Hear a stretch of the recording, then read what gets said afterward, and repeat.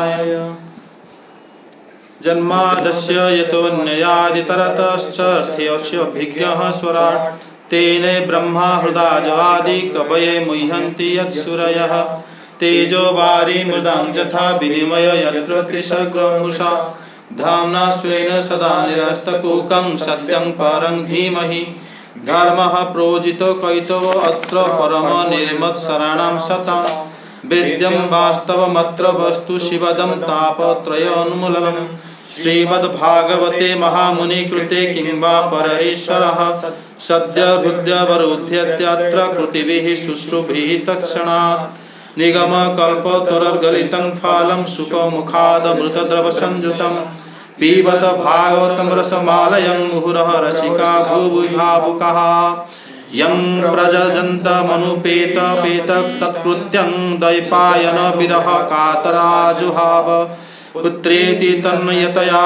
तरोऽभिनेदुस्तं सर्वभूतहृदयं मुनिमानतोऽस्मि यः स्वानुभावमखिलश्रुतिसारमेकमध्यात्मदीपमिति तितीर्षतां संसारिणां करुणाहं पुराणगुह्यं तं व्याससूनुमुपयामि गुरुं मुनीनां नारायणं नमस्कृत्यं नरं चैव नरोत्तमं देवीं सरस्वतीं व्यासं ततो जयमुदीरये मुनयः साधु पृष्ठोऽहं भवद्भर्तृभिलोकनम् यत्कृता कृष्ण संप्रश्नो यनात्मा सुप्रसीदति सवे पुंस परो धर्म यदो भक्तिरधक्षजे अहेतुक्य प्रतिहता ययात्मा सुप्रसीदति वासुदेवे भगवते भक्ति योग प्रयोजितः जनत्यासु वैराग्यं ज्ञानं च यदहेतुकं धर्मः स्वनिष्ठितः पुंसा विश्वक्षेण कथासु यः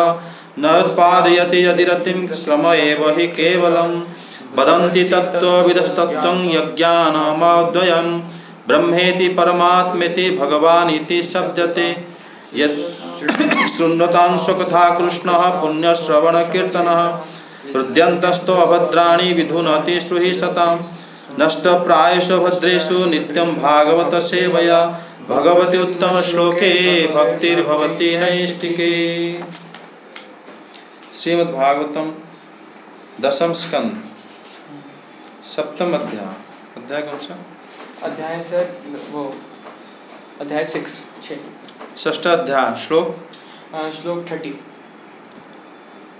श्रीशुक उवाच इति प्रणयबद्धाभिर्गोपीभिः कृतरक्षणं प्रायोयित्वा स्तनं माता सन्न्यवेशयदात्मजम् तावन्नान्दायो गोपो मथुरायां व्रजं गतः विलोक्य पुतना देहं बभूरुबुरति विस्मितः।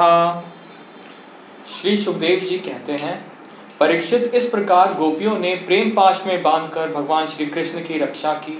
माता यशोदा ने अपने पुत्र को स्तन पिलाया और फिर पालने पर सुला दिया। इसी समय नंद बाबा और उनके साथी गोप मथुरा से गोकुल में पहुंचे। जब उन्होंने पूतना का भयंकर शरीर देखा तब वे आश्चर्यचकित हो गए।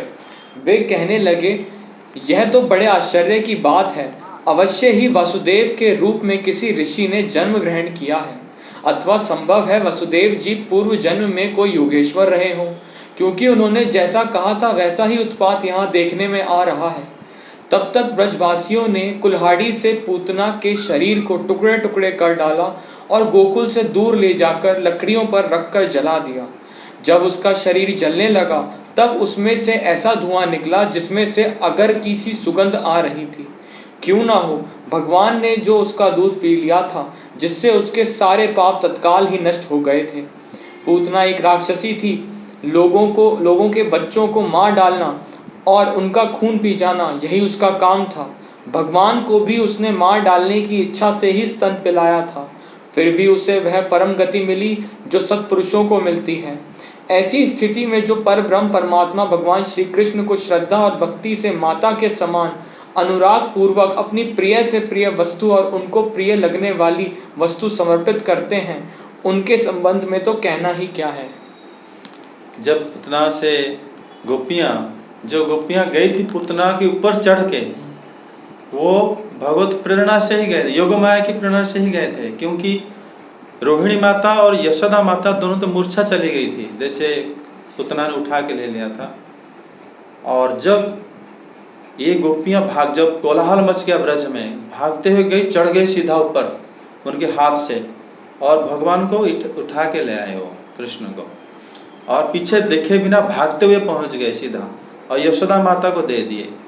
यशोदा माता जो है बार बार मूर्छा चली, पहले तो मूर्छा चली गई थी कृष्ण को, जब कृष्ण के उनको गोदी में बिठाए, रोहिणी माता को भी, और वो उनको होश चेताए जो कृष्ण को देख के आनंदित से फिर दोबारा मूर्छा चली गई। वो सोचे मैं स्वप्न तो नहीं देख रहा, मेरे पुत्र वास्तव में आया भी कि नहीं। फिर वो बारंबार गोपियां यशोदा माता को कृष्ण से चुंबन करा रहे थे, यशोदा माता को आलिंगन करा, तभी जाके उनके होश आया था। बार बार ऐसे प्रक्रिया द्वारा। फिर यहाँ वही सुखदेव गोस्वामी बता रहे हैं कि यशोदा माता के उन्होंने स्तन पिलाए, तभी वो प्रकृष्टित हो गई थी। ब्रजवासी में से जो बताए गए, यहाँ पर जो ब्रज में थे, दूर में चमार लोग रहते थे, तो वो लोग पुतना को जो कुल्हाड़ी के जरिए उसको काटे थे, काट के फिर ये महावन में घटना घटी थी। पहले ब्रजवासी जब उसको चारों तरफ घूम के देखे तो उनको लग गया था 4 घंटा 5 घंटा, 1 प्रहर लगा था टाइम, क्योंकि पुतना जब फैली हुई थी, जैसे गिरिराज गोवर्धन है, उनको परिक्रमा वो 7 कोस की है। अब पुतना के चारों तरफ शरीर 6 कोस का था। 6 कोस का मतलब हो जाता है 18 किलोमीटर करीब। चारों तरफ घूम के जो पैदल वो ब्रजवासी चारों तरफ देखने लगे उसको, तो उनको इतना टाइम लग गया था, दोपहर हो गया था। उसके बाद फिर उन्होंने उसको कुल्हाड़ी में काट के एक ले लिए, ब्रज की प्रांत में एक जो मैदान जैसा था, जंगल जैसा नहीं था, तो वहां पर उसके से इकट्ठा करके लकड़ी डाल के आग लगा दी। तभी नंद बाबा वहां से आ रहे थे मथुरा से, तभी उनको जब पता चला, उन्होंने नंद बाबा को पहले जो उनके ब्रजवासियों ने भागते हुए जाके बोले कि बाबा, कृष्ण को पुतना नामक एक राक्षस से उठा ली थी, और लेकिन राक्षस मर गई, कृष्ण ने मार दिया। नंद बाबा ने जब सुने कि कृष्ण को उठा ले, तुरंत उनके प्राण निकल गया, जैसे उनका हालत हो गया था, मूर्छा चले गए थे। लेकिन जैसे सुने कि कृष्ण ने उनको मार दिया, मतलब हमारे कृष्ण सुरक्षित है, तो उनके प्राण वापस आए। मतलब ये घटना इस तरह हुआ था। जो जीव गोस्वामी बताते हैं कि जब पुतना की बात उन्होंने सुने, नंद बाबा की हालत ऐसे हो गया था कि वो पहले जड़वत हो गए थे और सोचे कि उनके शरीर में वो सब शायद मर गए। फिर जब उन्होंने ये सुन लिया था एक साथ कि कृष्ण ने पुतना को मार दिया, पुतना मर गई, तब फिर वो होश संभाले। लेकिन उनको 2-3 जन ब्रजवासी पकड़े रखे थे, इसी हालत में उनको घर को लाए थे, उससे वहां से उतर गए थे वो, उसी हालत में लाए कि तो उनको चल नहीं पा रहे थे उनको। फिर उनको जब ग्रेजुअली लाए और ला के वहां बिठाए सोने के सिंहासन में, आंगन में, ब्रज जो कृष्ण जहाँ रहते हैं, तब फिर उनके गोदी में पहले कृष्ण को लेके आया, यशोदा माता लेके आई, उपनंद उनकी पत्नी जो है वो लेके आई, उनकी देवरानी। तो जब बिठाए, जब कृष्ण को उन्होंने देखे, तो उनके प्रकट प्राण लौट के आया। तो देखिए मेरा पुत्र पूरा सुरक्षित है, मतलब उनके प्राण उन्हीं कृष्ण में था, नंद बाबा यशोदा माता। तो वही वात्सल्य रस को मतलब भगवान आस्वादन करने के लिए वो ब्रज में ही लीला करते थे। यशोदा माता जैसे कल मैं बता रहा था, जब उन्होंने सारे गोपियां जो मंत्र वगैरह उच्चारण करके भगवान को झाड़ फूक करे और तिलक लगाए और सारे भगवान 12 बीज मंत्र उच्चारण करते थे, तो ब्राह्मण लोग देख के आश्चर्य हो गए थे कि इस तरह मंत्र इन लोगों को पता है, हमें भी पता नहीं है।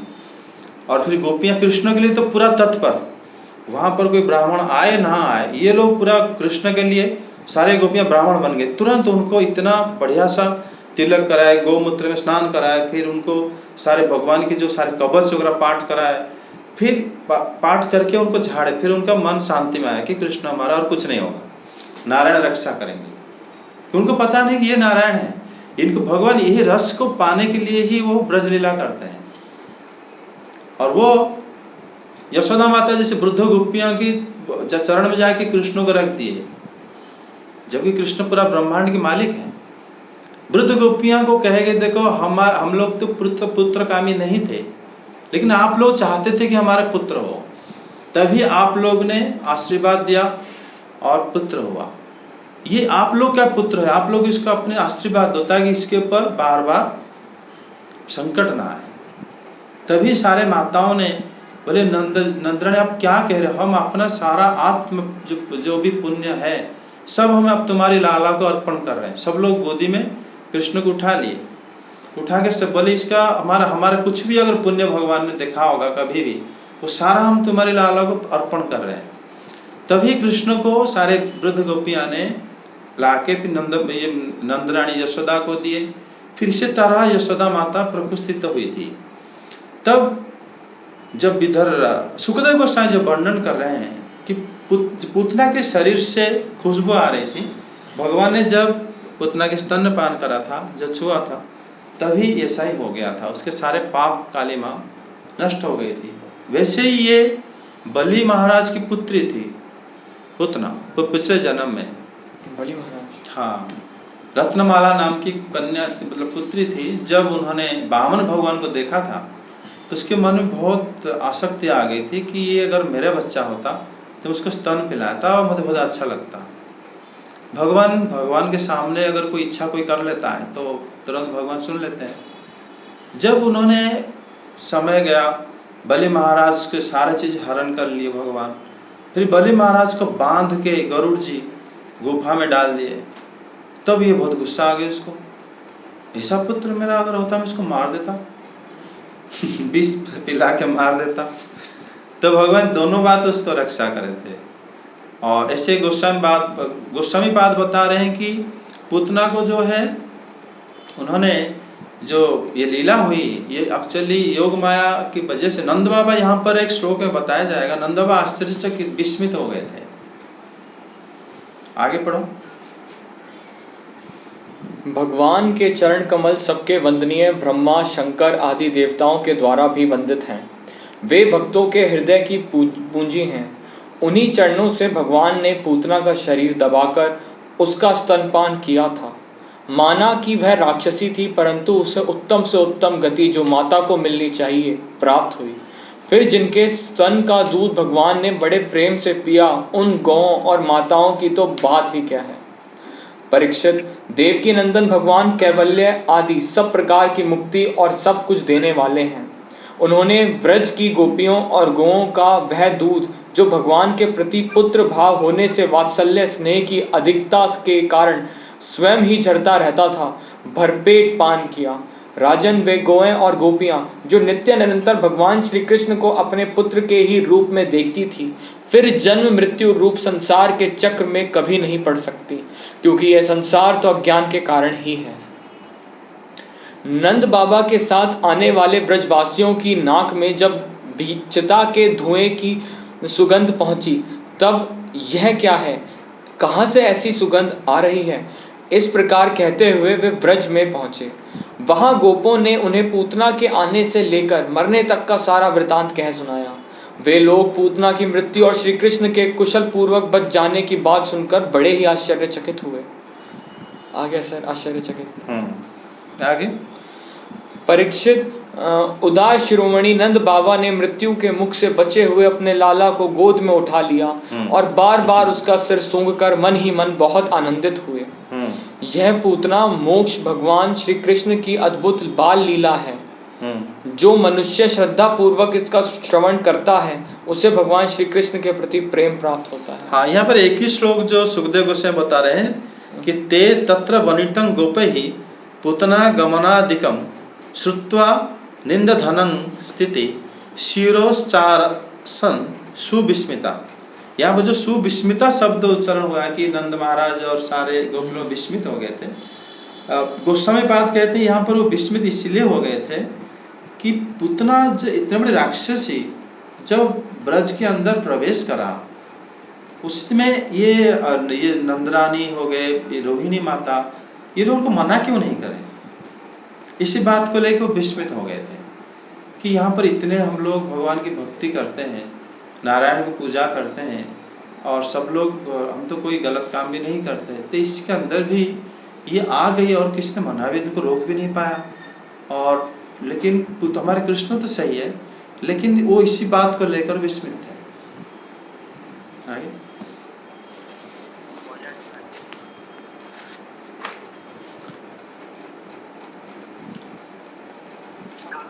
सप्तम अध्याय शकट भंजन और तृणावर्त उद्धार। राजा परीक्षित ने पूछा, प्रभु, सर्वशक्तिमान भगवान श्री हरि अनेकों अवतार धारण करके बहुत सी सुंदर एवं सुनने में मधुर लीलाएं करते हैं।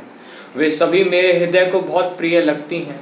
उनके श्रवण मात्र से भगवत संबंधी कथा से अरुचि और विविध विषयों की तृष्णा भाग जाती है। मनुष्य का अंतःकरण शीघ्र से शीघ्र शुद्ध हो जाता है।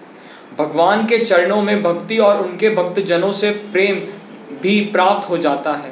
यदि आप मुझे उनके श्रवण का अधिकारी समझते हो तो भगवान की उन्हीं मनोहर लीलाओं का वर्णन कीजिए।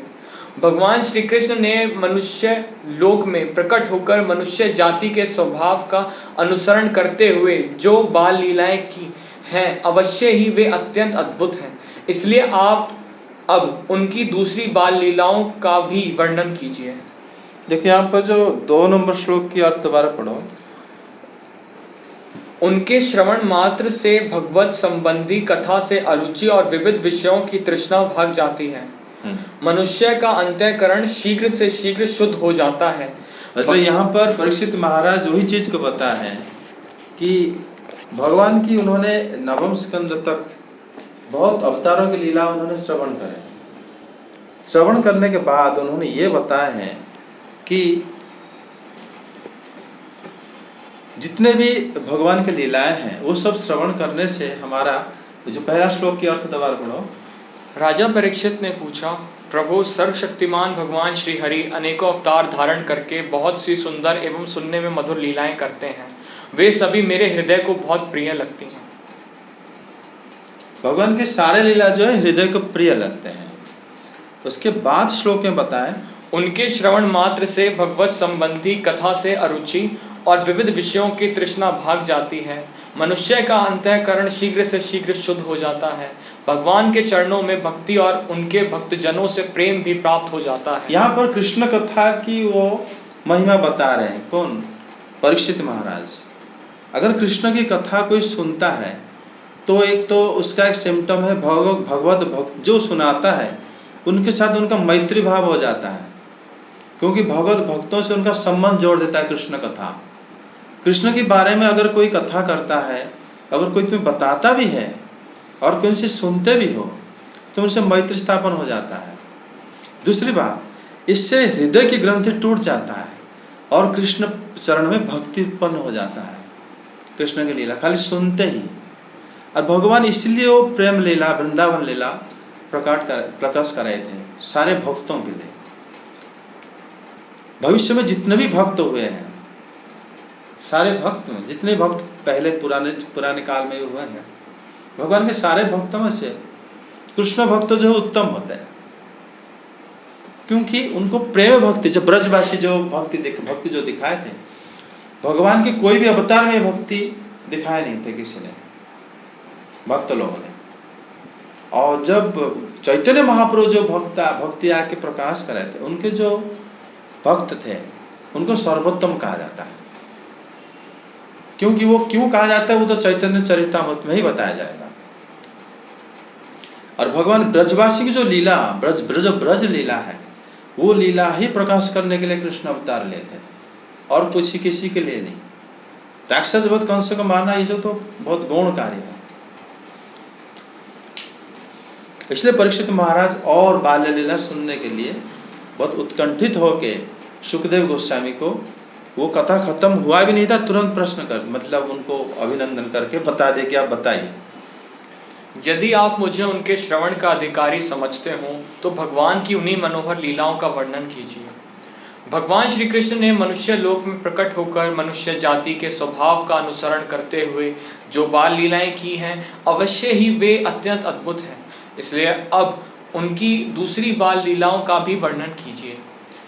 मतलब वो हमारे मनुष्य पे जो अवतार लिए थे भगवान ने, और हमारा जैसे जैसे हम लोग करते हैं क्रियाएं, बढ़ते हैं धीरे धीरे, और उसके बाद पहले हम लोग छोटे से बच्चे हो के 1 महीने तक ऐसे लेटे रहते हैं, फिर हम करवट लेते हैं, फिर उसके बाद हम क्या करते हैं ना, घुटने पर चलते हैं, फिर खड़े होते हैं, फिर चलते हैं।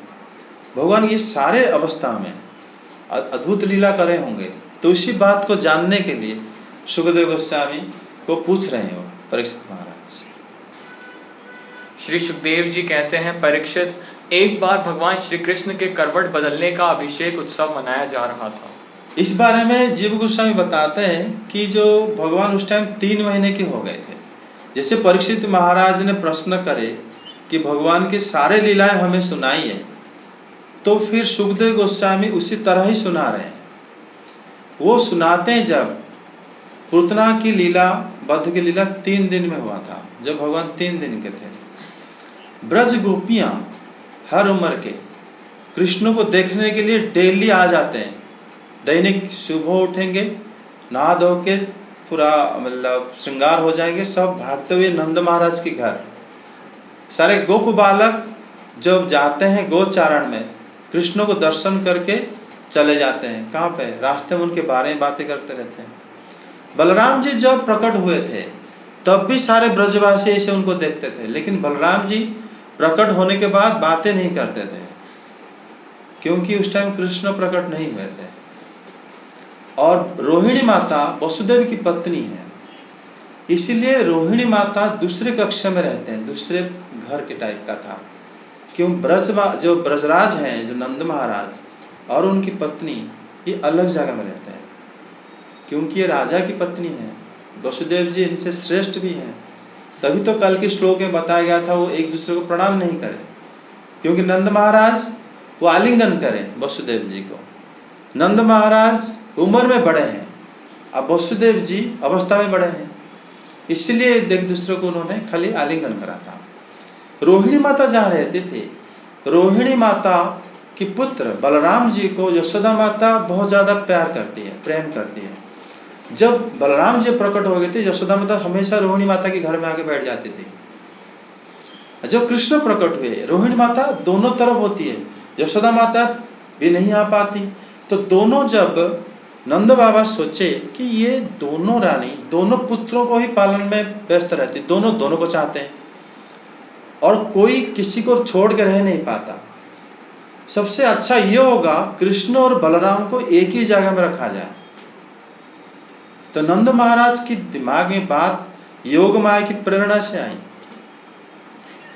तो योग माया ने क्या करे, जब नंद बाबा की बुद्धि में बता दी कि कृष्ण बलराम को एक ही रूम में रखना चाहिए, क्योंकि दोनों माता हैं, दोनों पुत्रों को स्नेह करती है, दोनों को प्रेम भक्ति करती है, दोनों को प्रेम करती है। दोनों अलग अलग जगह रहने के कारण दोनों में भाग दौड़ ज्यादा होता है, ये उधर जाती है वो इधर आती है, फिर दोनों इकट्ठा हो जाते हैं तो दोनों पुत्र की चिंता दोनों के पास रहती है। तभी क्या करे, उन्होंने तुरंत ब्राह्मण और इनको जो गुरु थे सबसे बात करें नंद महाराज जाके कि मैं चाहता हूं कि हमारे जो बलभद्र हैं, मेरे जो बड़े बेटा है, कि उनका नामकरण अभी तक नहीं हुआ था। उनके नामकरण पहले भगवान कर दिए थे कि उनका नाम संकर्षण होगा, जोग माया को बता दिए थे।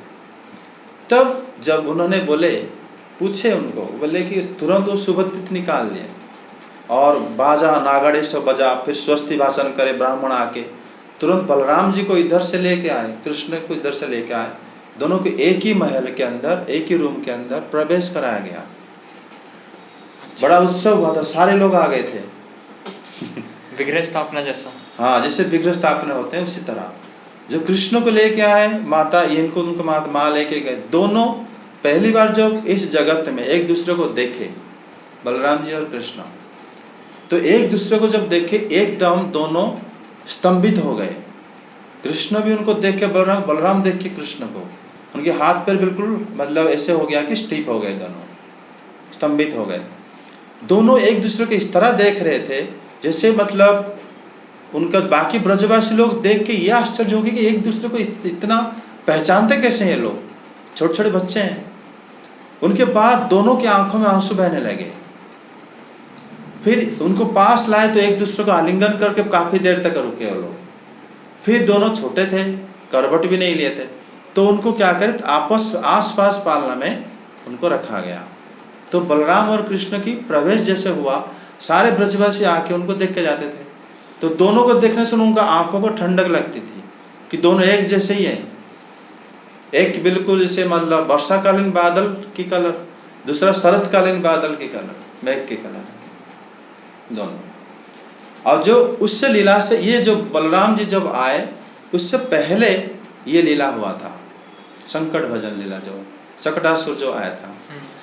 इसके बाद तुरंत नंद महाराज ये वाला लीला करे थे, मतलब उनको इकट्ठा कराए थे। पहले क्या हुआ ना, डेली गोपियों का काम था सुबह सज धज के आ जाए कृष्ण के पास, कृष्ण के चारों तरफ खड़े रहेंगे वो लोग घेर के, और कृष्ण को कुछ शब्द करके उनको मतलब खेलने के लिए वो इशारा करें। कृष्ण भी पहचान जाते थे तो उनको देख के मुस्कुराते थे और धीरे धीरे शब्द करके उनको और आनंदित देते थे।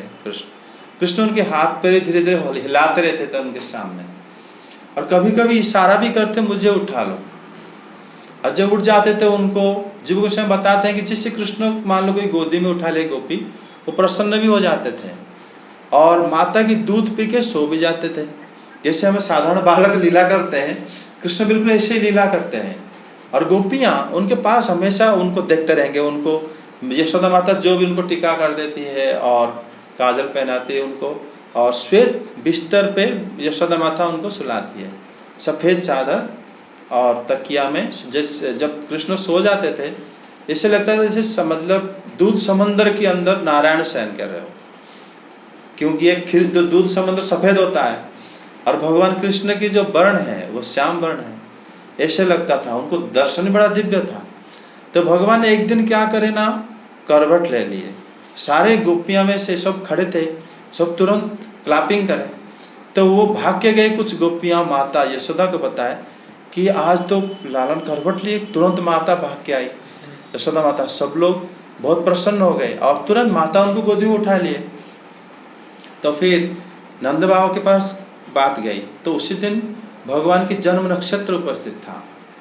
3 महीने बाद जो रोहिणी नक्षत्र में भगवान आविर्भाव हुए थे, उसी रोहिणी नक्षत्र के दिन उसी दिन आया था।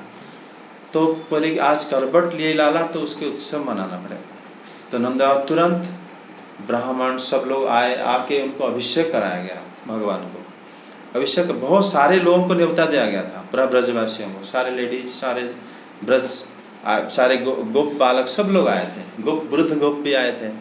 आने के बाद सबके लिए मतलब खाना पीना सब हुआ था, और भगवान को नहला धुला के अभिषेक होने के बाद फिर उनका करवट बदलने का तिथि था उस दिन। उनके आंगन में एक था क्या ना, छकड़ा था, छकड़ा बोलते हैं ना उसको, उसी के नीचे उनको माता सुला देते हैं कि उसके नीचे पालनी के अंदर, क्योंकि सबके नज़र में भी रहेगा, बड़ा एरिया है और उसके अंदर छाई भी रहेगा, बाहर में भी रहेगा, तो उसको अच्छा लगेगा लाला को, इसलिए उनको सुला देते हैं। आगे घर में बहुत सी स्त्रियों की भीड़ लगी हुई थी, गाना बजाना हो रहा था। उन्हीं स्त्रियों के बीच में खड़ी हुई सती साध्वी यशोदा जी ने अपने पुत्र का अभिषेक किया। उस समय ब्राह्मण लोग मंत्र पढ़कर आशीर्वाद दे रहे थे। नंद रानी यशोदा जी ने ब्राह्मणों का खूब पूजन सम्मान किया, उन्हें अन्न, वस्त्र, माला, गाय आदि मुंह मांगी वस्तुएं दी। जब यशोदा ने उन ब्राह्मणों द्वारा स्वस्ति वाचन कराकर स्वयं बालक के नहलाने आदि का कार्य संपन्न कर लिया, तब यह देखकर कि मेरा लल्ला के नेत्रों में नींद आ रही है, अपने पुत्र को धीरे से शैया पर सुला दिया। थोड़ी देर में श्याम सुंदर की आंखें खुली तो वे स्तन पान के लिए रोने लगे। उस समय मनस्विनी यशोदा जी उत्सव में आए हुए ब्रजवासियों के स्वागत सत्कार में बहुत ही तन्मय हो रही थी, इसलिए उन्हें श्री कृष्ण का रोना सुनाई नहीं पड़ा। तब श्री कृष्ण रोते रोते अपने पांव उछालने लगे। शिशु श्री कृष्ण एक छकड़े के नीचे सोए हुए थे। उनके पांव अभी लाल लाल कोपलों के समान बड़े ही कोमल और नन्हे नन्हे थे, परंतु वह नन्हा सा पांव लगते ही विशाल छकड़ा उलट गया। उस छकड़े पर दूध, दही आदि अनेक रसों से भरी हुई मटकियां और दूसरे बर्तन रखे हुए थे। वे सबके सब फूट फाट गए और छकड़े के पहिए तथा धुरे अस्त व्यस्त हो गए। उसका जुआ फट गया। करवट बदलने के उत्सव में जितनी भी स्त्रियां आई हुई थी वे सब और यशोदा, रोहिणी, नंद बाबा और गोपगण इस विचित्र घटना को देखकर व्याकुल हो गए। वे आपस में कहने लगे, अरे ये क्या हो गया, यह चकड़ा अपने आप कैसे उलट गया। वे इसका कोई कारण निश्चित ना कर सके। वहां खेलते हुए बालकों ने गोपों और गोपियों से कहा कि इस कृष्ण ने ही तो रोते रोते अपने पाप की ठोकर से इसे पलट दिया है, इसमें कोई संदेह नहीं। परंतु गोपों ने उसे बालकों की बात मानकर उस पर विश्वास नहीं किया। ये जो लीला हुई थी भगवान की, इसमें एक्चुअली गोस्वामी पाद जो है, जीव गोस्वामी पाद, सिद्ध गोस्वामी ने इसके लीला को दूसरे शास्त्रों से लेके पूरा करे हैं। पहले तो जो सकट जो जिस छकड़े के नीचे भगवान सो रहे थे, वहां पर एक असुर आ गया था। उसको एक्चुअली वो पुत्र था किसका, हिरण्यकश्यप का। नाम था उसका क्या, जो उत्कच, जिसका शरीर नहीं था। उनको ऋषियों की श्राप था उसके ऊपर कि उसका शरीर से अशरीर हो जाओ। तो फिर जब उन्होंने प्रार्थना करा था, बोले जब 28 चतुर्युग में भगवान कृष्ण आविर्भाव होंगे, उनके चरण के स्पर्श से तुम उद्धार हो पाओगे। ये वहीं पर आके, इसका शरीर नहीं था, इसलिए उस छकड़े के अंदर जितना दूध दही सब सामान था, उसमें क्या ना आगे प्रवेश कर गया। भगवान ने जब उठ के रोने लगे, वास्तव में ये बाल्य चप्पल या बाल्य सुलभ लीला है। बच्चा उठते ही रोता है, माता को सुनाई ना देना, ये योग माया की मतलब विस्तार थी। क्योंकि भगवान अगर रोएंगे तब तो पैर फैलाएंगे, तब पैर लगेगा जो वहां पे जो छकड़े पे, तब जाके असुर की उद्धार होगी। और भगवान पैर जैसे लगाए तो वो जो दूध दही मक्खन सब था, वो असुर की स्पर्श से अशुद्ध हो गया था। भगवान नहीं चाह रहे थे कि अशुद्ध पदार्थों को दोबारा हमारी भक्त को खाए, इसीलिए उसको इस तरह ठोकर लगाए थे कि सब नीचे गिर गया। फिर वो जगह साफ करना पड़ा था, तभी जाके ये लीला पूरा हुआ था। और जब बच्चों ने जो तोतली बोलते थे, छोटे छोटे बच्चे थे, वो बोल रहे थे कि कृष्ण लाला ने ही ठोकर लगाया था। वो असुर क्यों गुस्सा था उसमें छकड़े में? वो कंस ने भेजा था उसको। अच्छा। वो शरीर नहीं था उसका, तो फिर वो इसी तरीके से भगवान को मारने के लिए आया था। ठीक ही है, गोप उस बालक के अनंत बल को नहीं जानते थे। यशोदा जी ने समझा यह किसी ग्रह आदि का उत्पात है। उन्होंने अपने रोते हुए लाडले लाल को गोद में लेकर ब्राह्मणों से वेद मंत्रों के द्वारा शांति पाठ कराया और फिर वे उसे स्तन पिलाने लगी।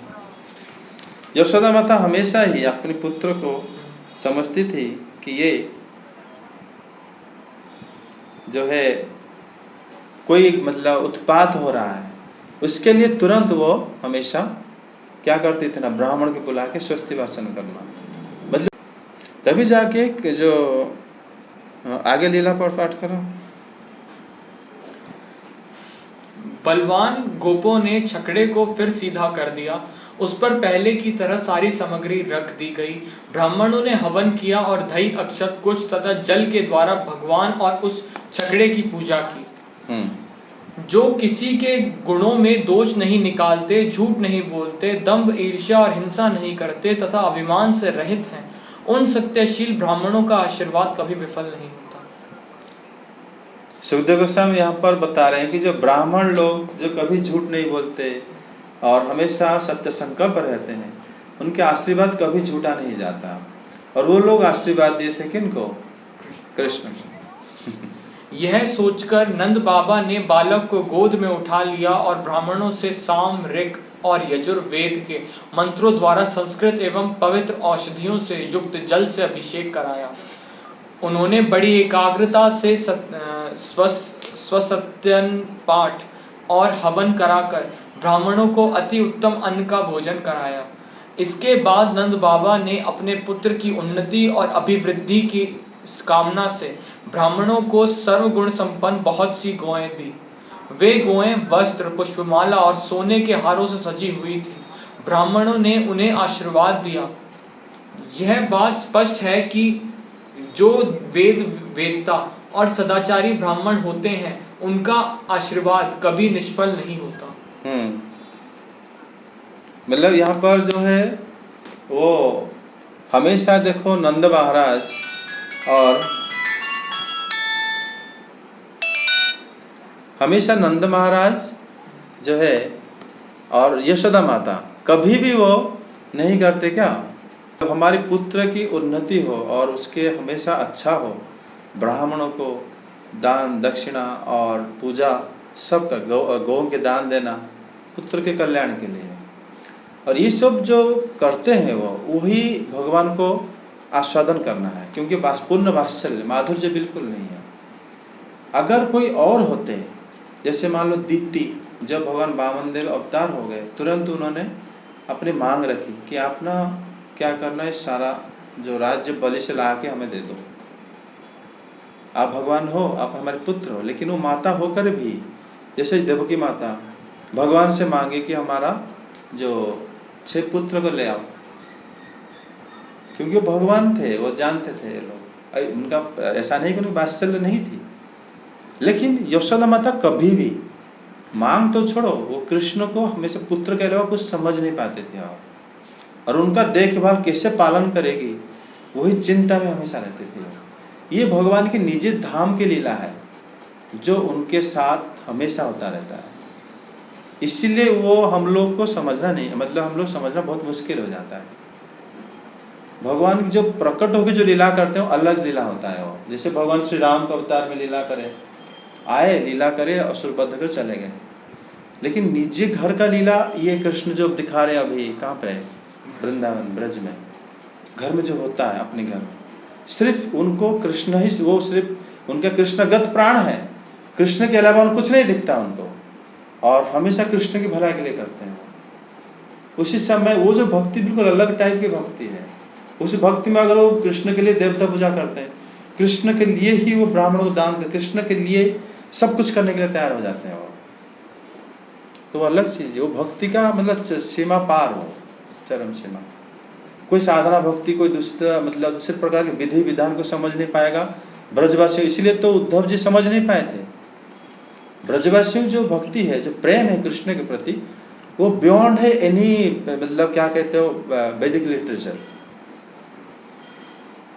कोई भी वैदिक लिटरेचर में जो जो चीज लिखा गया है वेद शास्त्रों में, वो सबसे परे है उनकी भक्ति। आगे एक दिन की बात है, सती यशोदा जी अपने प्यारे लल्ला को गोद में लेकर दुलार रही थी।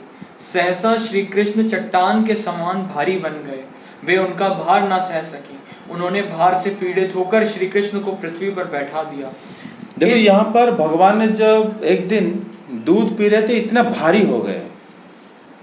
ये भारी होने के क्या लीला है? भगवान भारी होते हैं, लेकिन वो भारी हो सकते हैं, लेकिन वो भारी माता की गोदी में होने की क्या जरूरत है?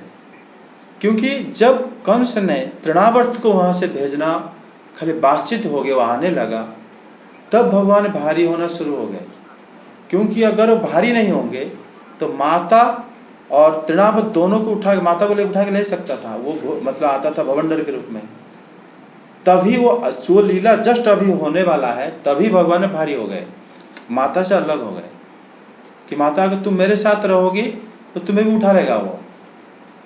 फिर दोनों को बचाने के लिए भगवान फिर इसलिए अच्छा कि अभी से अलग हो गए, तभी माता उनको वहीं पे बिठा दी। उन्होंने भार से पीड़ित होकर श्री कृष्ण को पृथ्वी पर बैठा दिया। इस नई घटना से वे अत्यंत चकित हो रही थी। इसके बाद उन्होंने भगवान पुरुषोत्तम का स्मरण किया और घर के काम में लग गईं। वो माता जो है चकित हो गई कि मेरे पुत्र क्या हो गया, भारी क्यों हो गया। तुरंत भगवान को स्मरण कराओ, पुरुषोत्तम को, वही पुरुषोत्तम है, लेकिन ये लीला कर रहे हैं ये, लेकिन वात्सल्य भाव के अलावा कृष्ण के प्रति कोई भाव नहीं आता माता की। और तुरंत उन्होंने घर के काम में लग गए और कृष्ण को वहां बैठा दी।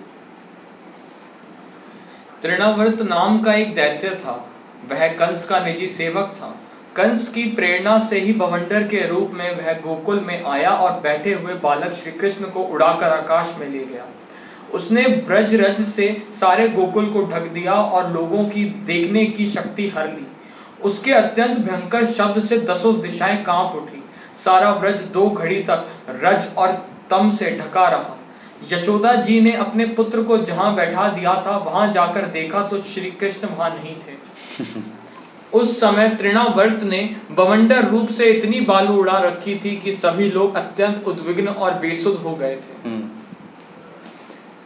उन्हें अपना पराया कुछ भी नहीं सूझ रहा था। उस जोर की आंधी और धूल की वर्षा में अपने पुत्र का पता न पाकर यशोदा को बड़ा शोक हुआ।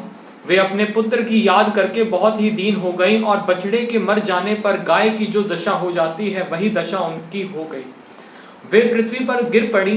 बवंडर के शांत होने पर जब धूल की वर्षा का वेग कम हो गया तब यशोदा जी के रोने का शब्द सुनकर दूसरी गोपियां वहां दौड़ आईं। नंद नंदन श्याम सुंदर श्री कृष्ण को ना देखकर उनके हृदय में भी बड़ा संताप हुआ। आंखों से आंसू की धारा बहने लगी। वे फूट फूट कर रोने लगी। इधर तृणाव्रत बवंडर रूप से जब भगवान श्री कृष्ण को आकाश में उठा ले गया तब उनके भारी बोझ को न संभाल सकने के कारण उसका वेग शांत हो गया। वे अधिक चल ना सका। तृणाव्रत अपने से भी भारी होने के कारण श्री कृष्ण को नीलगिरी की चट्टान समझने लगा। उन्होंने उसका गला ऐसे पकड़ा कि वह उस अद्भुत शिशु को अपने से अलग नहीं कर सका।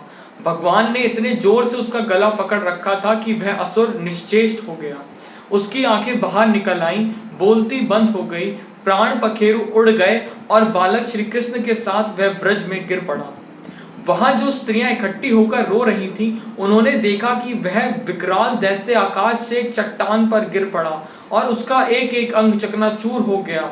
ठीक वैसे ही जैसे भगवान शंकर के बाणों से आहत हो त्रिपुरासुर गिरकर चूर चूर हो गया था।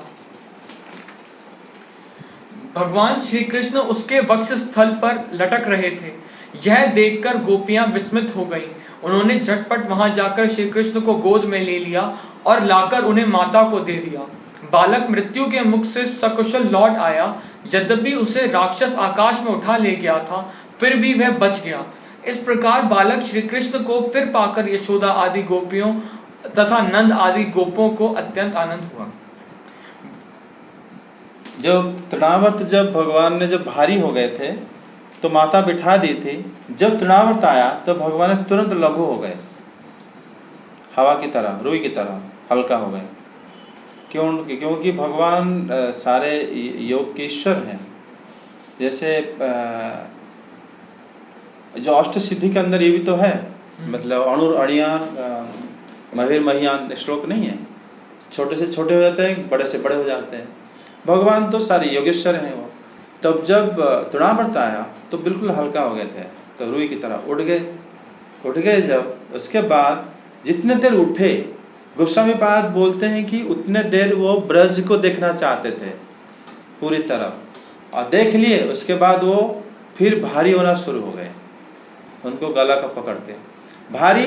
जब यशोदा माता जैसे अपनी माता की गोदी में बैठे थे, भारी हो रहे थे, वही वहां पर भी करे। वो तृणावर्त को वो गले में पकड़ रखे थे। इसके बाद पर गोस्वामी पाद बताते हैं, जो गोस्वामी पाद की वो इसीलिए गला पकड़ दिए थे क्योंकि पुतना जब इतने जोर से चिल्लाई थी तो 7 पाताल तक भी आवाज चला गया था। सब लोग सोचे क्या हो रहा है यहाँ पे। सारे लोगों को कान, मतलब ब्रजवासियों को भी काफी कष्ट होता सुनने वो आवाज। तृणावर्त को इसलिए भगवान गला पकड़ रखा कि ये आवाज ना कर पाए, तो उसके गला को जोर से पकड़ के रखे थे। ये बिना आवाज करे और उठा भी नहीं पाया, और धीरे धीरे नीचे आना लगा कि भगवान बहुत भारी हो गए, ये उड़ नहीं पाया। उड़ने के लिए तो हल्का होने की जरूरत है। और ये धीरे धीरे, जैसे मान लो जैसे एरोप्लेन उड़ रहा है, एरोप्लेन में मान लो कैपेसिटी है कि 500 लोग जाएंगे। 500 लोग का वेट मान लो कितना, 2500, मान लो सपोज होगा कितना एक अगर 50 kg होगा, 2500 किलो होगा, है ना। 2500 किलो अगर मान लो कोई 2.5 लाख किलो हो जाएगा, कोई आके ऊपर बैठ गया, तो एरोप्लेन उड़ पाएगा? नहीं उड़ पाएगा। उसी तरह कृष्ण अगर अपने वेट को इस तरह बढ़ा दिए, तृणावर्त वो एक मेटेरियल थिंग है, तृणावर्त असुर है, उसका एक लिमिटेशन भी है। वो उड़ सकता है, कितना देर तक उड़ सकता है, और भगवान पूरा भारी, उससे भी ज्यादा भारीपन कर दिए, तो उड़ नहीं पाएगा। नीचे आया, नीचे जब आया उसका आंखें उलट के ना सांस बंद होकर मर गया हो। जब नीचे आए भगवान उसको गला पकड़ के ही बैठे हुए थे, वो गिर गया, गला पकड़ बैठे थे। तो गोपियां विस्मित हो गई कि ये जो तनावट जो उड़ के जा रहा था यहां पर नीचे गिरा है, और कृष्ण तो उसके गले में थे, इसको क्यों नहीं उड़ पाया? ये तो तनावट है, उड़ सकता था, लेकिन बिना उड़े इतने छोटे से लाला को जिसको हम उठा लेते हैं खेलते हैं, ये लाला के इतने भारी हो गए कि उठा नहीं पाया पकड़ के, तभी विस्मित हो गए थे गोपियां। वे कहने लगे, अहो यह तो बड़े आश्चर्य की बात है, देखो तो सही ये कितनी अद्भुत घटना घट गई। यह बालक राक्षस के द्वारा मृत्यु के मुख में डाल दिया गया था, परंतु फिर जीता जागता आ गया और उस हिंसक दुष्ट को उसके पाप ही खा गए। सच है, साधु पुरुष अपनी समता से ही संपूर्ण भयों से बच जाता है। हमने ऐसा कौन सा तब भगवान की पूजा, प्याऊ पौसला, कुआं बावली, बाग बगीचे आदि पूर्त यज्ञ दान अथवा जीवों की भलाई की थी, जिसके फल से हमारा यह बालक मरकर भी अपने स्वजनों को सुखी करने के लिए फिर लौट आया। यहाँ पर जो गोपियां जो पुण्य कर्म बता रहे हैं, बावली बनाना, एक कुआं खुदाई करना, लोगों को धर्म करना, ये वास्तव में यहाँ पर वो नहीं बताया गया जो कह रहे हैं। वो कह रहे हैं हमने क्या ऐसे किया था, तभी हमारे जो कृष्ण वापस आ गया हमारे पास। मतलब इनका इस जो वाक्य से ये पता चलता है उनका कृष्ण के प्रति वात्सल्य भाव कितने ज्यादा था। कृष्ण के वात्सल्य रस को पाने के लिए ही वो इस तरह बोल रहे हैं। जैसे हम कौन से पुण्य करे थे कि भगवान हम घर में आए, क्या किसी पुण्य करने से भगवान आ सकते हैं? कभी भी कभी नहीं आ सकते। उसी तरह है ये। अवश्य ही यह बड़े सौभाग्य की बात है। जब नंद बाबा ने देखा कि महावन में बहुत सी अद्भुत घटनाएं घटित हो रही हैं, तब आश्चर्यचकित होकर उन्होंने वसुदेव जी की बात का बार बार समर्थन किया। एक दिन की बात है, यशोदा जी अपने प्यारे शिशु को अपनी गोद में लेकर बड़े प्रेम से स्तनपान करा रही थी। वे वात्सल्य स्नेह से इस प्रकार सराबोर हो रही थी कि उनके स्तनों से अपने आप ही दूध झरता जा रहा था। जब वे प्राय दूध पी चुके और माता यशोदा उनके रुचिर मुस्कान से युक्त मुख को चूम रही थी, उसी समय श्री कृष्ण को जम्हाई आ गई और माता ने उनके मुख में यह देखा। उसमें आकाश, अंतरिक्ष, ज्योतिर्मंडल, दिशाएं, सूर्य, चंद्रमा, अग्नि, वायु, समुद्र, द्वीप, पर्वत, नदियां, वन और समस्त चराचर प्राणी स्थित हैं।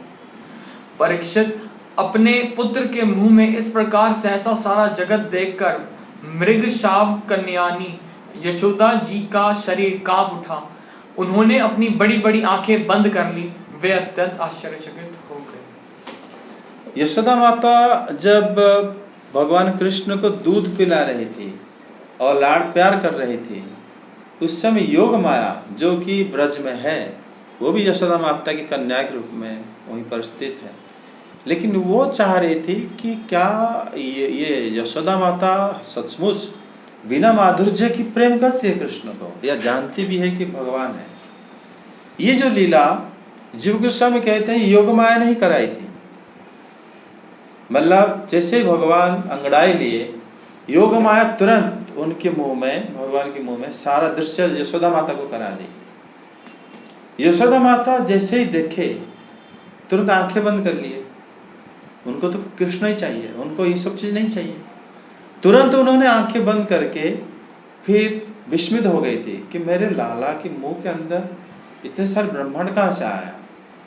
फिर तुरंत आंखें बंद करने बाद जब कृष्ण, फिर उन्होंने कृष्ण को दोबारा देखे, आगे श्लोक में होगा, फिर उनको स्तनपान कराए थे और भूल गई वो बात को, सोची पता नहीं क्या था ये। तब योग माया हार गई कि आश्चर्य, क्या नंदरानी जो है यशोदा माता इतने वात्सल्य है कि कृष्ण की एक ही भी ऐश्वर्य जो कृष्ण को मतलब समझ नहीं पा रही हो, किसके अंदर इतने सारे ब्रह्मांड मैंने दिखा दिया। तभी वहां पर योग माया जो है हार गई थी कि यशोदा माता वास्तव में जो है कृष्ण की माँ ही है वो। तभी कृष्ण आने के लिए इतना उतावली हो रहे थे। तभी मुझे जो भेजे थे बोले तो उसी जगह हो जाना, जैसे मुझे पता नहीं ब्रज कहां पर है। इतना ही करे सर। हाँ, इस लीला में भगवान की इच्छा नहीं थी, ये भगवान को पता नहीं था। ये योग माया ने परीक्षा कर दिए, यशोदा माता को दिखा दिए। और तभी मतलब जीव गोस्वामी ऐसे व्याख्या करते हैं इसके।